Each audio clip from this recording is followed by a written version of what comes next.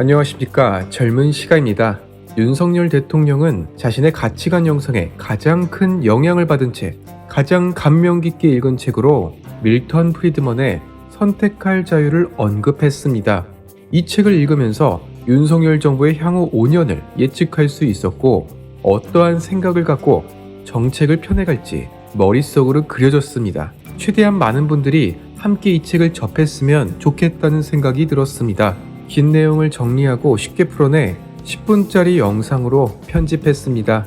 이 책은 지금으로부터 50년 전에 미국에서 방송한 Free to Choose 다큐멘터리 내용을 담고 있습니다. 그러다 보니 지금 상황과는 이질적인 내용도 많았고 표현과 단어들도 쉽지 않았습니다. 책의 모든 내용을 담지는 못합니다. 그러나 프리드먼이 무엇을 말하고자 했는지 그 핵심을 보여드리고자 합니다. 영상 보시면서 구독과 좋아요 버튼 한 번씩 부탁드립니다. 미국 케네디 대통령의 유명한 취임 연설문으로 시작을 합니다. 국가가 당신을 위해 무엇을 해줄 수 있는지를 묻지 말고 자신이 국가를 위해 할 수 있는 것이 무엇인지를 물어보십시오. 이는 어떻게 보면 대통령이 취임식에서 하기에는 다소 파격적인 표현일 수 있겠지만 수많은 미국인들의 도전 정신을 일깨웠고 새로운 전환점이 되었습니다. 그런데 프리드먼은 이 주장에 일침을 가합니다. 애초에 진정한 자유를 가진 사람이라면 국가에 무엇을 해줄지 바라지도 않는다. 더하여 나라를 위해서 내가 무엇을 할 수 있는지 묻지도 않아야 한다는 겁니다. 결국 책의 제목처럼 국민 개개인의 선택할 수 있는 자유에 대한 중요성을 말하고 있습니다.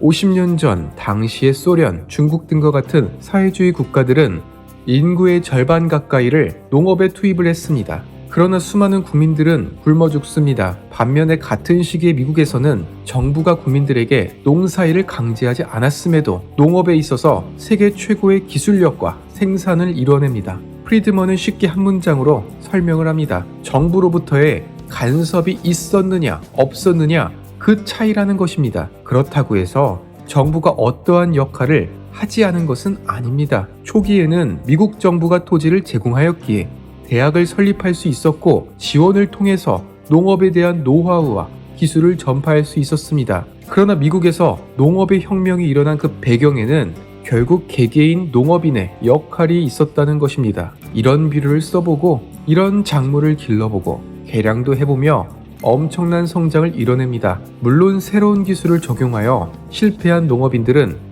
그 책임을 고스란히 짊어져야 합니다. 그러나 성공할 경우 막대한 보상을 받게 되었고 결국 정부에서 농부들에게 농사일을 강요하지 않았음에도 농업을 통해서 막대한 생산량과 부를 얻을 수 있게 됩니다. 그러나 어느 순간부터 정부의 필요성에 대해 사람들이 매력을 느끼기 시작합니다. 혼자 위험을 짊어지는 것보다 정부의 지원과 간섭이 보다 안전하게 느낄 수 있게 되기 때문입니다. 그러다 1929년 미국에서 대공황이 터집니다. 처음에는 주식시장이 불안한 그래프를 보이다가 안정되는 모양새를 취했습니다. 그러나 어느 순간 큰 세력들이 한순간에 팔아버렸고 이로 인해 주식시장은 붕괴되며 실물 경제에도 큰 타격을 입힙니다. 일반적인 학자들의 시각은 이러한 대공황이 정부를 배척하고 시장이 모든 것을 해결해 줄 것이라는 착각 속에서 일어난 일이라고 해석합니다. 그러다 보니 자연스럽게 이에 대한 해결책으로 케인즈주의,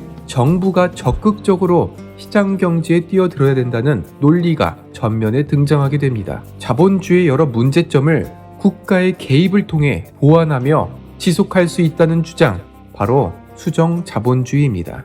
무려 50년 동안 미국에서 주류로 자리를 잡으면서 정부가 국민들을 강제하고 지시할 수 있다는 견해로 바뀌게 됩니다. 그러다 보니 자연스럽게 중앙정부로 모든 권력이 모이게 되고 행정부가 비대해지는 결과로 이어집니다. 그러나 프리드먼은 당연하면서도 경시했던 지점을 짚습니다. 왜 대공황이 자유시장의 책임이냐, 정부의 책임이 없다는 게 말이 되냐는 것이죠.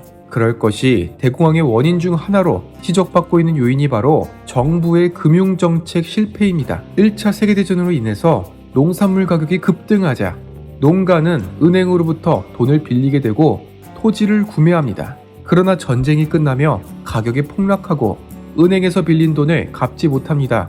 당시 미국 정부는 자금력이 튼실한 은행이 아닌 소규모 은행의 설립만을 권장했기 때문에 은행의 부실 규모는 심각해집니다. 결국 수많은 사람들은 자산을 은행에 예금하지 않고 현금으로 보유합니다.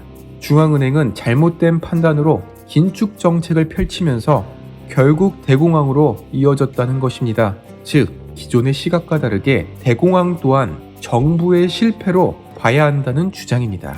그렇다면 어떠한 방향으로 가야 하는지 예시를 통해 보여드립니다. 우리가 편의점에 가서 아이스크림을 사는 경우를 생각해 보도록 하겠습니다. 우리는 마음만 먹는다면 언제 어디서나 집 근처의 편의점에 들러 아이스크림을 살 수 있다고 생각을 합니다. 아이스크림을 사면서 어디에 있는 제조 공장에서 어떻게 만들어지고 어떤 운송 과정을 거쳐서 진열대에 올라오는지 고민하지 않습니다. 분명히 제조 공장에서 만들어져 편의점까지 전달되는 그 과정은 체계적이지만 그 누구도 전 과정을 지시하지 않았습니다. 가령 메로나에 들어가는 초록색 식용 색소를 만드는 사람의 입장에서는 누가 지시를 해서 만든 것이 아닙니다. 본인이 만든 그 색소가 메로나에 들어갈지 과자에 들어갈지 모를 수도 있습니다. 각자 자기가 만들고 팔아 돈을 벌기 위해 일합니다. 아이스크림 하나를 만드는데 수백, 수천 명의 손길을 거쳐서 완성이 될 것입니다. 그러나 그 누구도 아이스크림을 먹기 위해서 만들지 않습니다. 그저 자발적인 협조를 통해서 이런 결과가 나타났습니다. 프리드먼은 두 가지 비교되는 기준으로 자발적인 협조와 명령을 언급합니다. 전자는 개개인이 각자 원하는 대로 하여 다른 이들과 교환하며 협동하는 것, 후자는 어떠한 권력기관, 중앙정부가 강제한 명령을 의미합니다. 북한과 같은 국가들은 정부가 상당수의 국민들에게 농부라는 직업을 정해주고 농사일을 강요합니다. 그러나 북한의 농산물 생산량은 남한의 그것보다 한참 부족합니다. 그런 북한에서 장마당이 형성되고 북한 주민들이 서로 거래를 하기 시작합니다. 처음에는 주민들이 자치적으로 열었지만 규모가 점차 커지면서 국가 차원에서 지어주기도 합니다. 중국과 국경을 맞닿는 장마당에서는 위안화, 평양에서는 달러로 거래를 합니다. 이는 공산주의 이념에 따르면 저촉되는 것이나 국가에서 완전히 이를 근절시켜버리면 국가의 경제가 마비되기에 결국 북한 당국도 알면서 묵인하게 되었습니다. 그렇다고 해서 프리드먼이 시장의 모든 것을 맡길 수는 없다고 그 한계를 말합니다. 가령 병역 징집의 경우 자유로운 시장에서는 그 누구도 가지 않을 것입니다. 이렇게 직접적으로 국가가 명령을 내리거나 때로는 담배의 책임을 매기는 방식으로 국가가 명령을 하기도 합니다. 그럼에도 자발적인 협조야말로 사회를 구성하는 기본적인 요소임은 분명할 것입니다.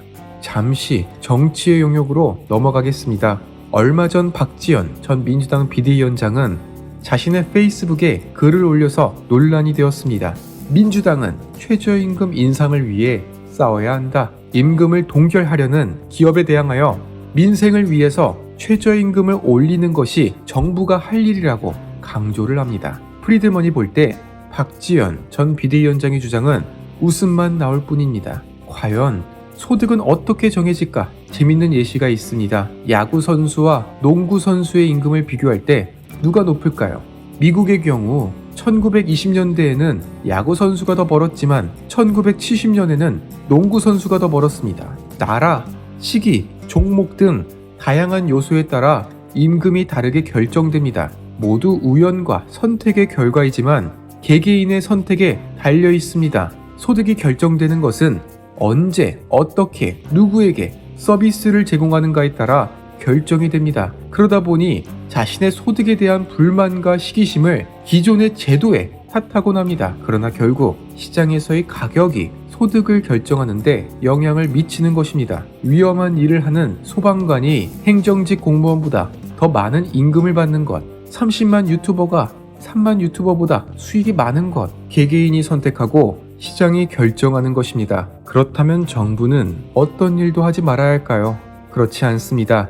200년 전 쓰여진 애덤 스미스의 국부론의 글을 인용합니다. 첫 번째는 외부의 침입을 막기 위한 군대, 두 번째는 사회 내부의 불법을 막는 경찰, 사법기구, 중재기관, 세 번째는 공공사업가, 공공기관을 설립하고 운영하는 일. 그러나 프리드먼은 이 세 번째를 비판합니다. 국가가 공공사업을 한다는 대목이 오히려 정부 권력을 정당화하는데 일조하였다는 것입니다. 그렇다고 해서 모든 공공기관을 민영화하자는 주장은 절대로 아닙니다. 정부가 개입을 해야 할 경우 비용과 이익에 대해 확실히 분석을 하고 진행을 해야 된다는 것입니다. 보궐선거로 국회에 입성한 이재명 의원은 1호 법안으로 이른바 민영화 방지법을 발의했습니다. 민영화 반대는 민주당 의원들이 여당을 공격하기 위해 꺼낸 이슈였습니다. 마치 윤석열 정부가 철도, 전기, 수도, 공항을 민영화한다는 가짜뉴스를 뿌리고 다녔습니다. 프리드먼은 말합니다. 우리의 사회는